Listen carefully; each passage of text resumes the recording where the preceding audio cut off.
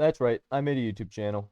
Look, here's the thing. My stories have been getting longer and longer and longer. I figured it would be better for everyone involved if I just made a YouTube channel. I could spread it to a wider audience if I wanted to. It's easier for you guys to consume my content. You know what else I made, by the way, is art.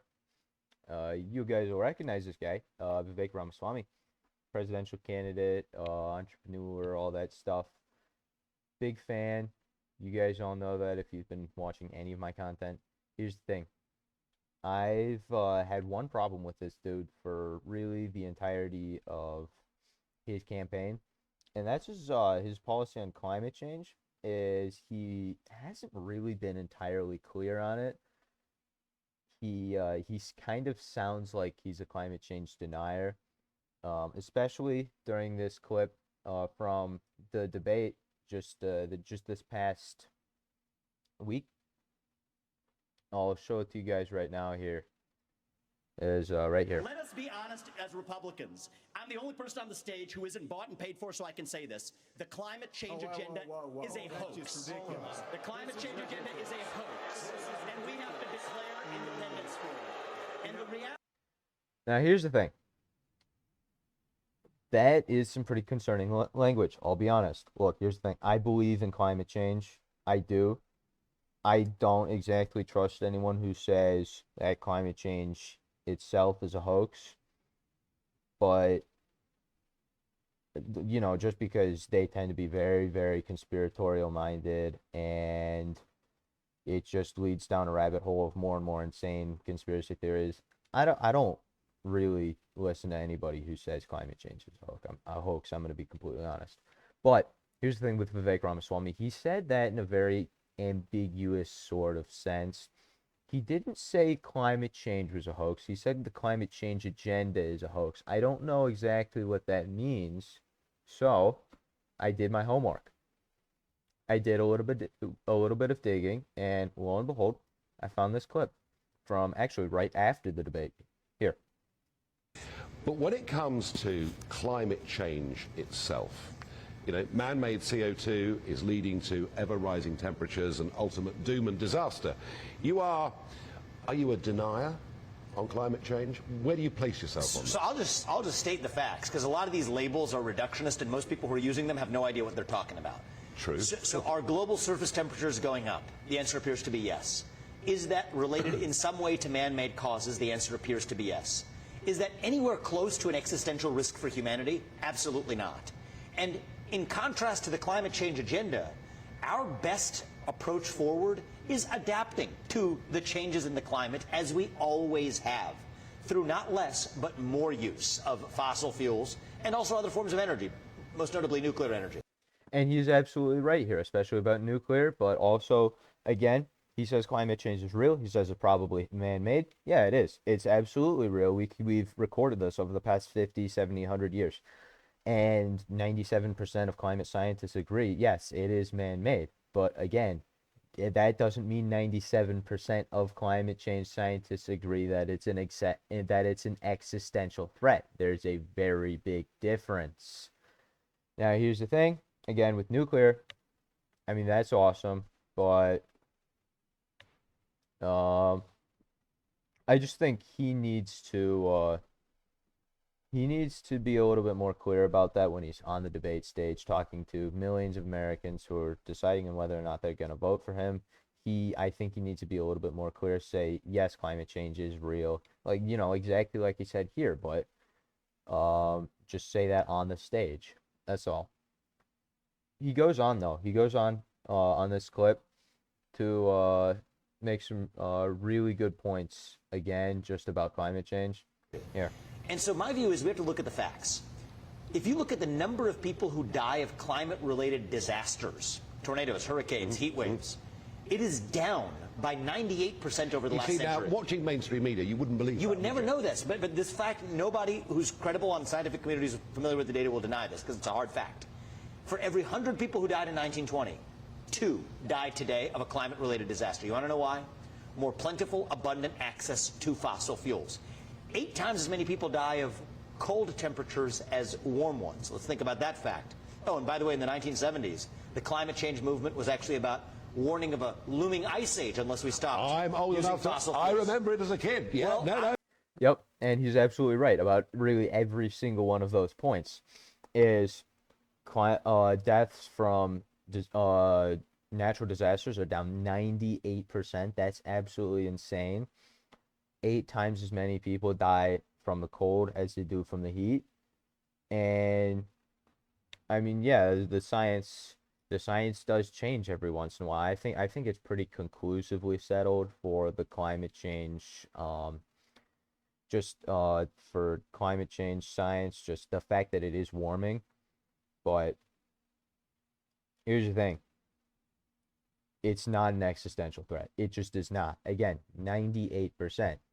And they still hit it out of the park with mainstream media.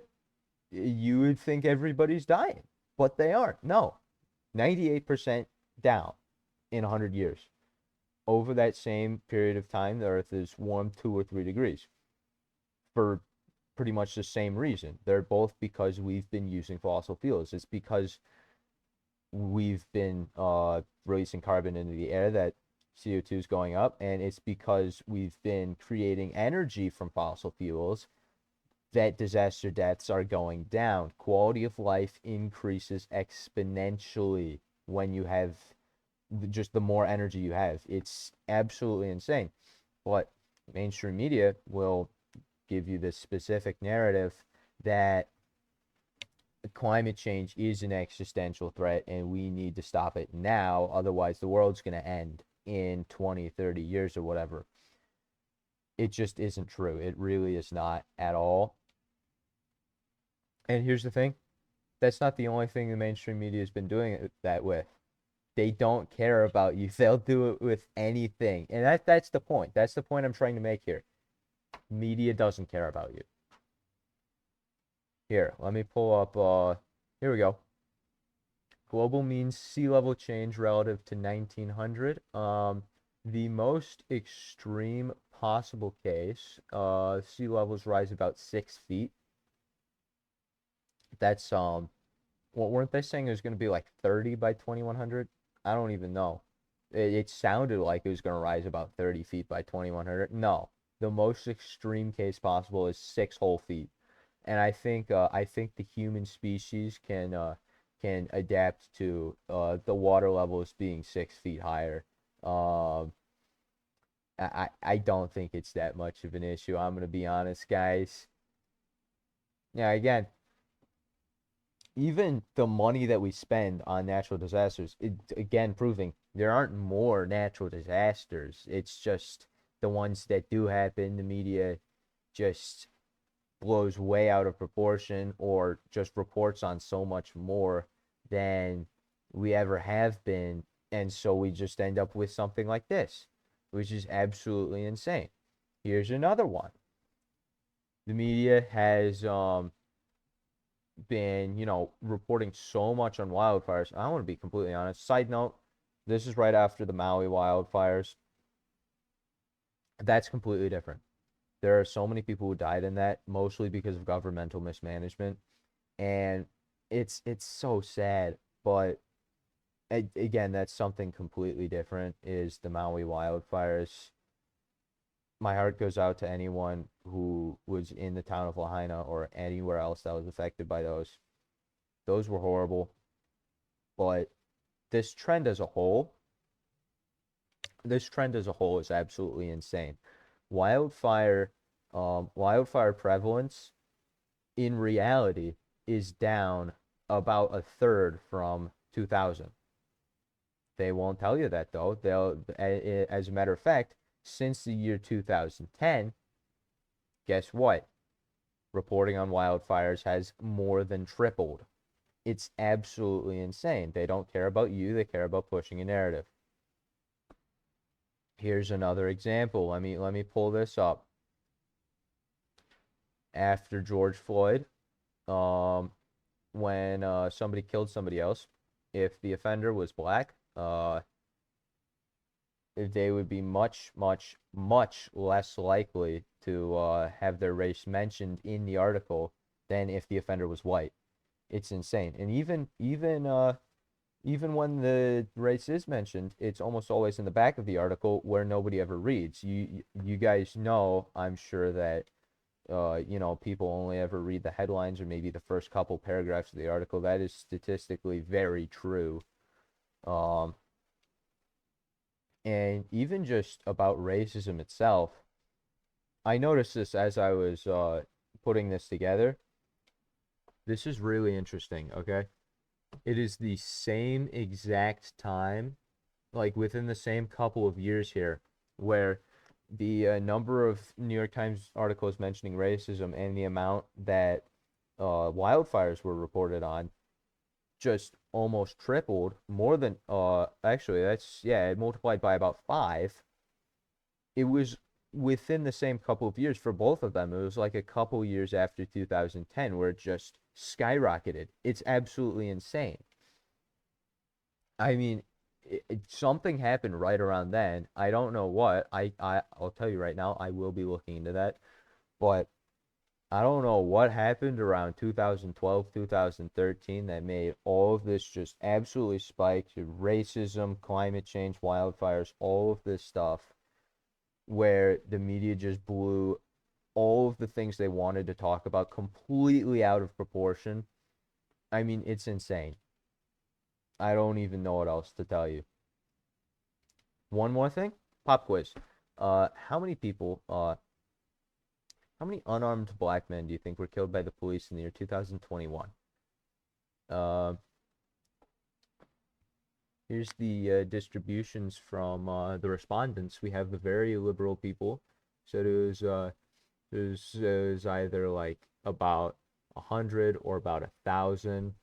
Liberals said mostly that it was about 100. Moderates would say it was around 10 or about 100. Conservatives and very conservatives were most likely to say that it was about 10. And guess who's right? The answer's 11.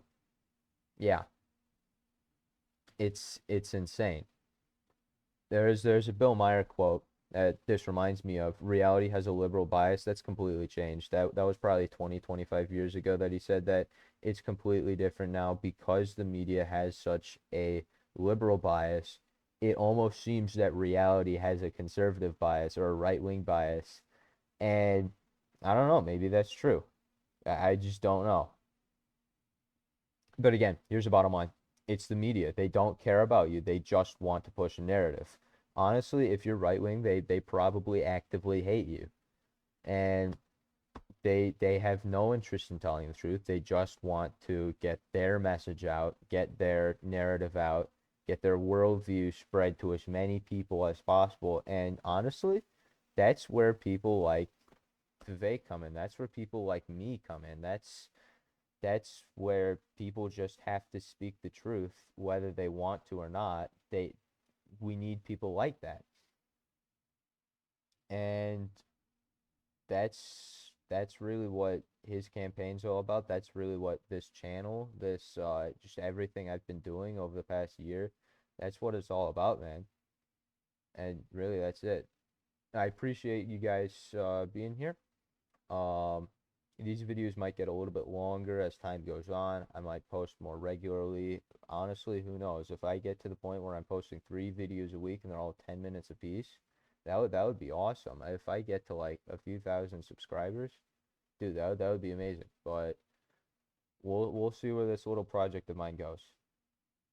I really appreciate you guys watching. I'm probably going to be posting most of my stuff on this channel now as opposed to on my story. I'll still have stuff on my story, don't worry, but it's just obviously a major change for me, for all my content. I'll see you guys later. Peace out.